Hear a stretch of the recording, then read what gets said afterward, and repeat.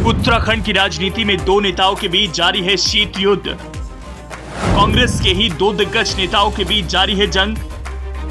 Haridwar Lok Sabha seat को लेकर रार की बन रही हैं सुर्खियां। एक दूसरे के सामने बैठे रहे लेकिन नहीं की आपस में बात।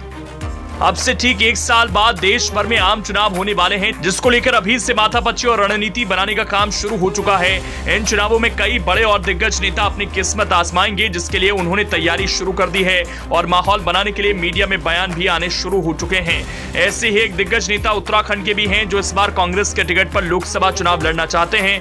हालांकि पूर्व मुख्यमंत्री हरीश रावत से उनकी तल्खी की खबरें भी मीडिया में खूब सुर्खियां बन रही है। कौन है वो नेता बताएंगे आपको, बस आप हमारे इस वीडियो को आखिर तक देखते रहें।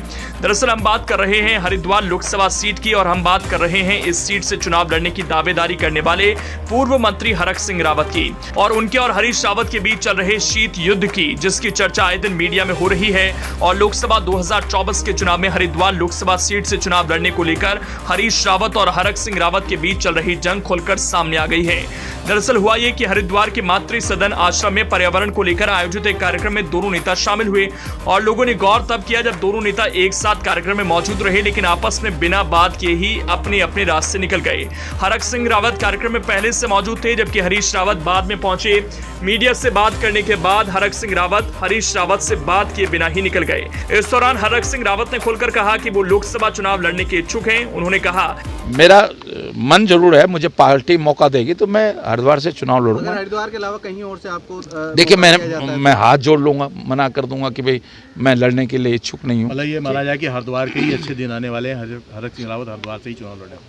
अब ये देखिए, मैंने कहा ना कि अब पार्टी तय करेगी, लेकिन मेरी इच्छा जरूर है कि मैं गंगा की सेवा करना चाहता हूँ। वहीं जब पूर्व सीएम हरीश रावत से इस मामले में पूछा गया तो हरीश रावत मीडिया के सवालों से बचते नजर आए, लेकिन जब पत्रकारों ने बार बार हरीश रावत से इस बारे में सवाल किया तो उन्होंने सिर्फ इतना कहा, ये बात है ना, ये सब बहुत सारे मन बनते हैं, तो उन मनों पे थोड़ी टिप्पणी की जाती है। आपकी कर्मभूमि रही है यहाँ पर, आपने चुनाव लड़ा है, तो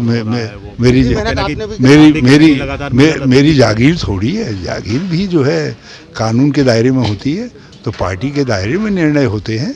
तो क्या माना जाए अगर आपको टिकट मिलता है तो आज चुनाव लड़ने जा रहे हैं?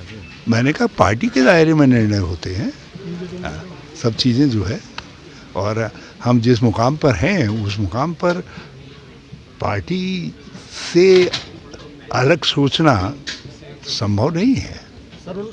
वैसे तो ये कार्यक्रम पर्यावरण की चिंता में आयोजित किया गया था और कार्यक्रम में पर्यावरण को हो रहे नुकसान पर चर्चा भी की गई, लेकिन कार्यक्रम खत्म होते ही चर्चा पर्यावरण पर ना होकर हरीश रावत और हरक सिंह रावत के बयानों और दोनों के बीच चल रहे शीत युद्ध को लेकर होती रही।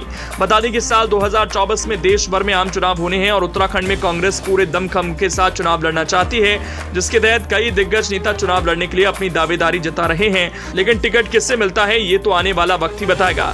फिलहाल नेताओं की दावेदारी जारी है। आपको हमारी खबर कैसी लगी हमें कमेंट कर जरूर बताएं। साथ ही उत्तराखंड से जुड़ी दूसरी खबरों के लिए हमारे चैनल को भी सब्सक्राइब कर लें। शुक्रिया।